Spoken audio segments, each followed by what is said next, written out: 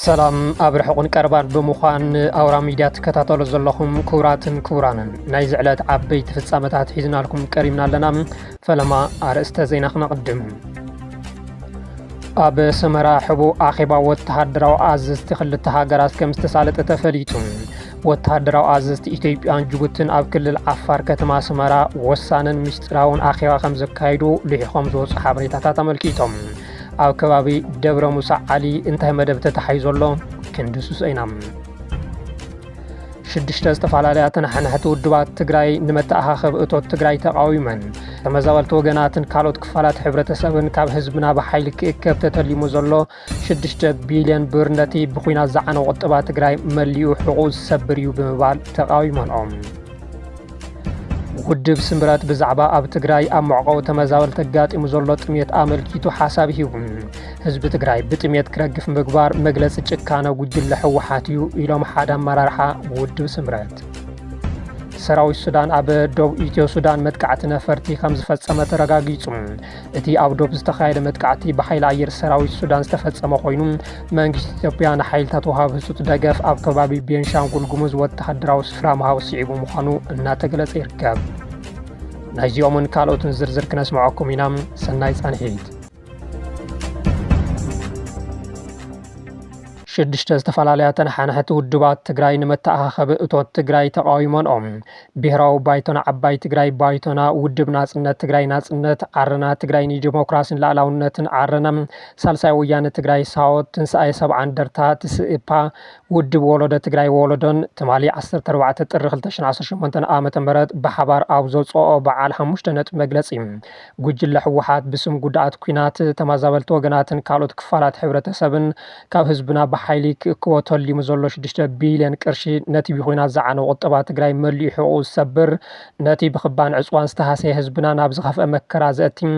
እዚ ኣውጫጭ ዕዳ ንጉሱ ስለ ዝኾነ ዶ ክብልን ህዝብና እውን ኣይከፍልን ኢሉ ብሄራዊ እምቢታ ክገብርን ንጽውዕ ኢለን።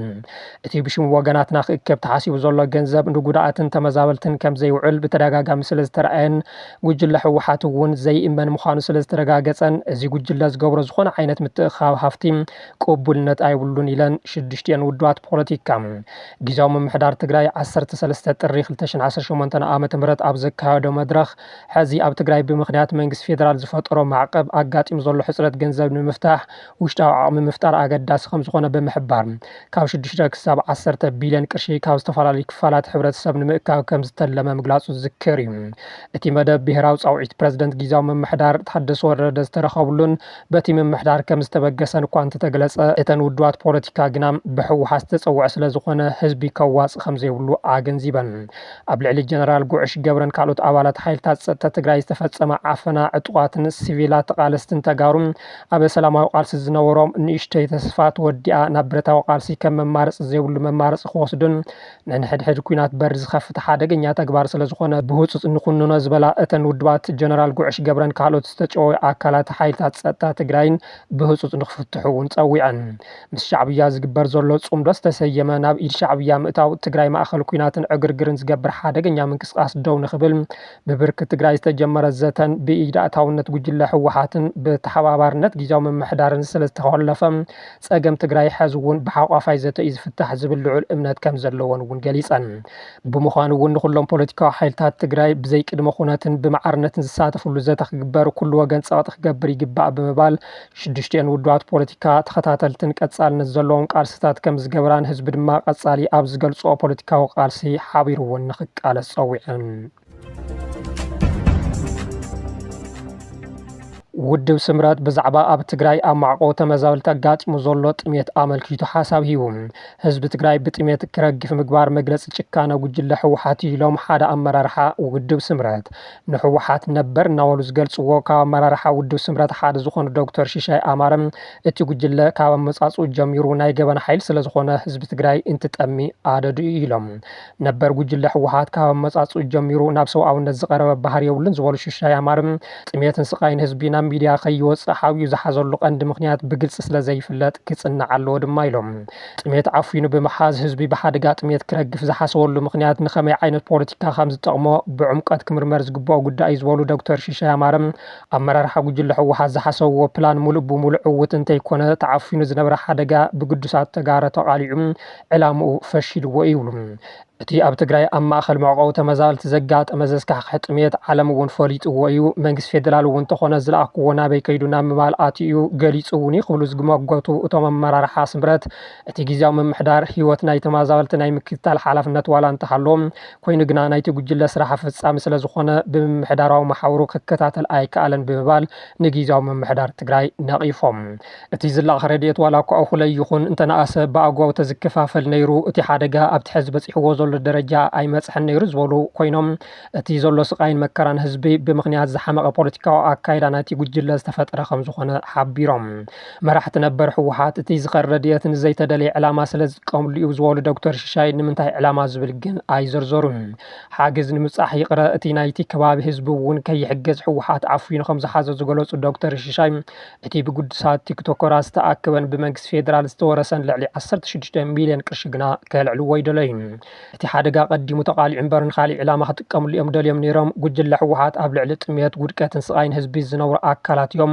ህዝቢ ሕጻጽ ንምንታይ ዓይነት ፖለቲካ ኣይተደልዩ ነይሩ ዋላ ብንጹር ኣይፈለጥ ንመሳርሒ ፖለቲካ ተደልዩ ከም ዝነበረ ግና ፍሉጥ ይብሉ ኮይኑ ግና ገለ ግዱሳት ተጋሩ ነቲ ጥሜት ብምቅልዖም ነበር ጉጅለ ሕወሓት ሓሲብዎ ዝነበረ ትልሚ ክዛባዕ ክኢሉ ይኽብሉ ተዛሪቦም ዶክተር ሽሻይ ቅድሚ ወራር ትግራይ ንሕወሓት ብምድጋፍ ኣብ ሚድያታት ፕሮፓጋንዳ ዝሰርሑ ዝነበሩ ምሁር ምዃኖም ዝፍለጡ እዮም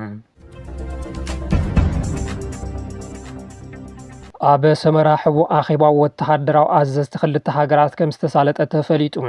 ወተሃደራዊ ኣዘዝቲ ኢትዮጵያን ጅቡትን ኣብ ክልል ዓፋር ከተማ ሰመራ ወሳንን ምስጢራውን ኣኼባ ከም ዘካይዱ ልሕኾም ዝወፁ ሓበሬታታት ኣመልኪቶም ኣብ ምብራቅ ኣፍሪካ ጂኦፖለቲካዊ ወጥሪ ይረአ ዘለሉ ኣብዚ ሕዚ እዋን ኣብ ርእሰ ከተማ ክልል ዓፋር ሰመራ ኣብ መንጎ ወተሃደራዊ መራሕቲ ኢትዮጵያን ጅቡትን ዕላምኡ ዘይተነፀረን ወሳንን ርክብ ከም ዘካይዱ ተፈሊጡ ኣሎ እንተኾነ ግና እቲ ጉዳይ ምስ ስግኣት ፀጥታ ናይቲ ዞባን ንጥፈታት ኤርትራን ብቀረባ ዝተኣሳሰረ ክኸውን ከም ዝኽእል ፍልፍላት እናገለጹ ይርከቡ ኣዛዚ እዚ ምዕራብ ሓይልታት ምክልኻል ጅቡቲ ምስ ካልኣይ ላዕለዋይ መኮነን ናብ ሰመራ ከም ዝኣተው ምስ ኣዛዚ እዚ ምብራቅ ሰራዊት ምክልኻል ኢትዮጵያ ኣብ ሓበራዊ ጉዳያት ፀጥታ ብዕፁ ከም ዝዘተዩን እቶም ልሕኾም ዝወፁ ሓበሬታታት ኣመልኪቶም ኣለዉ እዚ ዘመላኽት ርክብ ምዕራባውን ምብራቃውን ወተሃደራዊ ኣዘዝቲ ኣብ ሓበራዊ ወተሃደራዊ ምትሕባር ክልቲአን ሃገራት ናብ ሓዱሽ ምዕራፍ ንምስጋር ዝዓለመ ምዃኑ እዩ ዝግለጽ ዘሎ ቀዳማይ ሚኒስትር ዶክተር ኣብይ ኣሕመድ ቅድሚ ሓደ ሰሙን ናብ ጅቡቲ ዝገበሩ ውዕደትን ምስ ፕረዚደንት እስማኤል ዑመር ግልየ ዘካይድዎ ዝርርብን ቅድሚ ኩነት ናይዚ ወተሃደራዊ ዘተ ክኸውን ከም ዝኽእል ዝግምቱ ተንተንቲ ቀርኒ ኣፍሪካ እቲ ናይ ፖለቲካዊ መራሕቲ ዘተ ሕዚ ናብ ተግባር ይትርጎም ምህላው ይሕብሩ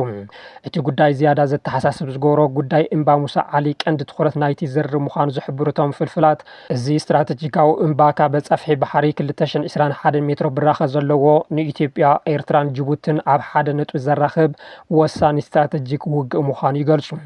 ኤርትራን ጅቡትን ኣብዚ ከባቢ ብፍላይ ድማ ኣብ ጎቦ ዴሜራ ንነዊሕ እዋን ዝጸንሐ ናይ ደቡብ ምስሓብን ወተሃደራዊ ወጥርን ከም ዝነበረን ዝፍለጥ ኮይኑ በዚ ኣንፈት ኣብ መንጎ ኢትዮጵያን ጅቡትን ዝካየድ ዘሎ ወተሃደራዊ ምምኽኻር ንኤርትራ ቀጥታዊ ፀጥታዊ ስግኣት ወይ መጠንቀቕታ ክኸውን ከም ዝኽእል ተንተንቲ ይገልጹ እቲ ሕቶ ኢትዮጵያን ጅቡትን ብሓባር እንታይ ይገብራ ኣለዋ እዚ ወተሃደራዊ ምሕዝነት እዚ ነቲ ኣብቲ ዞባ ዘሎ ሚዛን ሓይሊ ብኸመይ ክቕይሮ ይኽእል ኤርትራ ነዚ ምንቅስቓስ እንታይ ዓይነት ወተሃደራዊ ምድላዋት ክትገበር ትኽእል እዚ ጉዳይ ኣብዚ ቀርኒ ኣፍሪካ ክፈጥሮ ዝኽእል ሓድሽ ፖለቲካውን ወተሃደራውን ምንቅስቓሳት እንታይ ክኸውን ይኽእል ዝብል እዩ ቀዳማይ ሚኒስትር ኣብይ ኣሕመድ ኣብ ጅቡቲ ዑደት ኣብ ዘካየድሉ ጽባሕ ጅቡቲ ኣብ ውሽጢ ግዛት ኢትዮጵያ ደብዳብ ድሮን ምክያዳ ዝፍለጥ ኮይኑ ድሕሪ እዚ ድማ ኣንጻር መንግስቲ ጅቡቲ ዝቃለስን ኣብ ግዛት ኢትዮጵያ ክልል ዓፋር ዝንቀሳቐስን ፍሩድ ዝተሰየመ ዕጡቕ ሓይሊ መጥቃዕቲ ከፊቱ ዝተወሰኑ ከባቢታት ከም ዝተቆጻጸረ ክግለጽ ጸኒሑ እዩ እቲ ዕጡቕ ሓይሊ ኣንጻር ዓልየት ዒሳ ጅቡቲ ብምቅላስ ነጻነት ዓፋር እቶት ንምርጋጽ ዝዓለመ እንትትከውን ብዕጡቃት ክልል ዓፋር ደገፍ ከም ዝግበረሉ እውን ይግለጽ ድሕሪዞም ክልተ ፍጻመታት መንግስቲ ጅቡቲ ላዕሎት ኣመራርሓ ሰራዊት ልኢኹ ምስ ኣመራርሓ ሰራዊት ኢትዮጵያ ምይጥ ዘካይደሉ ምክንያት እንታይ ክኸውን ይኽእል ብግልጺ ዘይተመለሰ ሕቶ እዩ ሰራዊት ሱዳን ኣብ ደቡብ ኢትዮ ሱዳን መጥቃዕቲ ነፈሪት ከም ዝፈጸመ ተረጋጊጹ። እቲ ኣብ ደቡብ ዝተኻየደ መጥቃዕቲ ብሓይሊ ኣየር ሰራዊት ሱዳን ዝተፈጸመ ኮይኑ መንግስቲ ኢትዮጵያ ንሓይልታት ወሃቢ ህጹጽ ደገፍ ኣብ ከባቢ ቤንሻንጉል ጉሙዝ ወተሃደራዊ ስፍራ መሃቡ ውስዒቡ ምዃኑ እናተገለጸ ይርከብ። ቅድም ኢሉ ካብ ኢትዮጵያ ከተማ ኣሶሳ ተበጊሰን ናብ ሱዳን ብኮንቮይ ዝተንቀሳቐሳ ወተሃደራዊ ተሽከርከርቲ ብሓይሊ ኣየር ሱዳን ተደብዲበን ካብ ጥቕሚ ወፃኢ ምዃነን ዝፍለጥ እዩ። እቲ ፈላማይ መጥቃዕቲ ብርክት ዝበላ ወተሃደራዊ ተሽከርከርቲ ከም ዝተቃጸላን እውን ሰራዊት ሱዳን ኣፍሊጡ ምንባሩ ዝዝከር እዩ። እቲ ብመንግስቲ ሕቡራት ዓረብ ኤሚሬትስ ዝምወልን ብመንግስቲ ኢትዮጵያ ኣብ ክልል ቤንሻንጉል ጉሙዝ ዝስልጥን ዘሎን ዕጡቕ ሓይሊ ብመስመር መተማን ሑመራን ኣብ ልዕሊ ሰራዊት ሱዳን መጥቃዕቲ ንምፍጻም ሓሲቡ ግን ድማ ከም ዘይሰመረሉ ዝወፁ ሓበሬታታት የመልክቱ። ብምክንያት እዚ ድማ ትኩረቱ ብመስመር ቤንሻንጉል ብምግባር ኣብ ኩናት ሱዳን ብቐጥታ ምስታፍ ዝቐጸለ እንትትከውን ልኡኽ ዓረብ ኤሚሬትስ ተቐቢሉ ቀርኒ ኣፍሪካ ዝሕምስ ሓይሊ ብቀዳማይ ሚኒስትር ኣብይ ኣሕመድ ዝምራሕ ስርዓት ብልጽግና ምዃኑ ተደጋጋሚ መረጋገጺ ብዓለም ለኸ ሚድያታት ይቐርበሎም። ሱዳን ብኣንፈት ቤንሻንጉል ጉሙዝ ንዝኽፈታ መጥቃዕቲ እኹል ግብረ መልሲ ከም እትህብ ኣቐዲማ ብምፍላጥ ሰራዊታ ናብ ግዝኣት ቡሉ ናይል ምውፋራ ዝዝከር እዩ። በዚ እውን ሰራዊት ሱዳን ትማሊ ሐሙስ ኣብ ክፍለ ግዝኣት ቡሉ ናይል ኣብ ልዕሊ መደብራት ሓይልታት ቅልጡፍ ደገፍ RSFን መሻርክቱን ህዝባዊ ምንቅስቃስ ሓርነት ሱዳን ሰሜንን መጥቃዕቲ ኣየር ከም ዘካየድ ወተሃደራዊ ፍልፍላት ብምጥቃስ ማዕኸናት ዜና እናፀብፀባ ይርከባ። ወተሃደራዊ ፍልፍላት ንኤጀንሲ ኣናዶሉ ከም ዝሓበርዎ በቲ መጥቃዕቲ ናይ ክልቲኦም ዓመፅቲ ውጅለታት ወተሃደራዊ መኻይንን ናይ ሎጂስቲክ መኻይንን ከም ዘዓነዋ ይሕብር። ብዛዕባ ዝወረደ ጉድኣት ቅልጡፍ ፀብጻብ ኣይተውሃቦን ዝበለት ማዕኸን ዜና እቲ ዕላማ ዝተገበረለን ከተማታት ያቡስን ባሊላን ካብ 2011 ጀሚረን ኣብ ትሕቲ ቁፅር SPLM-N ዝተሰየመ ግንባር ምንቅስቃስ ዕጡቕ ሰሜን ሱዳን ዝጸንሓ እየን። ሰራዊት ሱዳን ካብ ምዕራብ ኦቡድርማን ክሳብ ሰሜን ኮርዳፋን ሰፊሕ ናይ ምፍታሽን ምጽራይን ስራሕቲ የካይድ ከም ዘሎም ናይ ዓይኒ መሰኻኽር ሓቢሮም ኣለዉ። ኣብ ማሕበራዊ መራኸቢታት ዝተዘርግሑ ቪድዮታት ወተሃደራት ነቲ ከባቢ ካብ ዕጡቓት RSF ንምጽራይ ልዕሊ 45 ኪሎ ሜትሮ ሰልፊ ሒዞም ይንቀሳቐሱ ከም ዝነበሩን ኣብ ቀረባ እዋን ንኽፍለ ግዝኣት ሰሜን ኮርዳፋን ሙሉእ ብምሉእ ንምቁጻር ምድለዋት ከም ዝወገኑን ገሊጾም። ኣብዚ ሕዚ እዋን ካብተን 18 ግዝኣታት ሱዳን እተን 5 ኣብ ትሕቲ ቁፅር RSF እንትኾና ሰራዊት ሱዳን ድማ ነተን ዝተረፋ 13 ግዝኣታት መብዛሕትአን ዞባታት ምብራቕ ሰሜንን ማእኸላይን ንካርቱም ሓዊሱ ተቆጻጺሩ ከም ዝርከብ እቲ ሓበሬታ የመልክት። ኢትዮጵያ ሕቶ በር ባሕሪ ትምልሶ ብሰላማዊ መንገዲ እያ ክብሉ ኣምባሳደር ዲና ሙፍቲ ተዛሪቦም። ኢትዮጵያ በር ባሕሪ ዝብል ሕቶ ካብ ፖለቲካውን ቁጠባውን ረብሓ ንላዕሊ ጉዳይ ህልውና ተሃገር እዩ ድማ ኢሎም። ዓለም ፍትሓዊ ኣባሃላ እዩ ኢላ እተኣምኖን እትድግፎን ዘላ ጠለብ ኣፍ ደገ ባሕሪ ኢትዮጵያ ነቲ ሃገር ካብቲ ነዊሕ እዋን ሒዝዋ ዝፀንሐ ጂኦግራፊያዊ ባርነት ሓራ ዘውፅእ ዝበሉ ምስ መንግስታዊ ሚድያ ጻንሒ ዝገበሩ ኣባል ፓርላማ ዝኾነ ኣምባሳደር ዲና ሙፍቲ ኢትዮጵያ ሕቶ ባሕሪ ብሰላማዊ መንገዲ ክትምልስ እያ ትደሊ፣ እዚ ድማ ጉዳይ ህልውና ስለ ዝኾነ ኢሎም። በዚ ህዝባ እናወስኸ ብዝኸደ ቁፅሪ እናወስኸ ዝኸይድ ንግዳዊ ምንቅስቃስ ዘለዋ ኢትዮጵያ መማረፂ በር ባሕሪ ምህላው ዘየተሓታትት ብውድብ ሕቡራት ሃገራት ዝድገፍ ሓሳብ እዩ ኢሎም።